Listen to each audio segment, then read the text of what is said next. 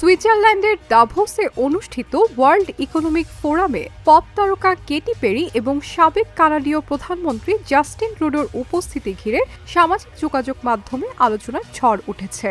সম্মেলনের ভেতরে একটি ভিডিও সম্প্রতি অনলাইনে ছড়িয়ে পড়লে তা দ্রুত ভাইরাল হয়ে যায়। ভিডিওটিতে দুজনকে একে অপরের দিকে মিষ্টি ভঙ্গিতে তাকাতে এবং ইশারা করতে দেখা যায়, যা নেটিজেনদের নজর কাড়ে।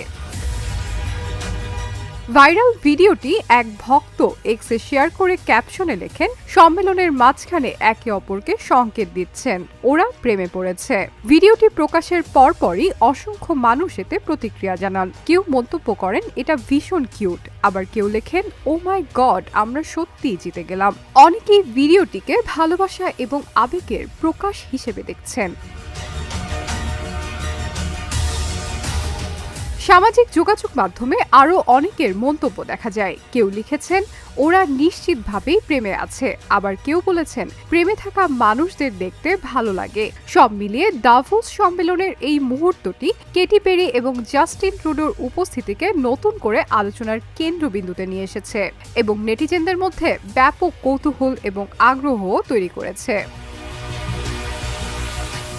Shiny Alam Chowdhury, Dhaka journal.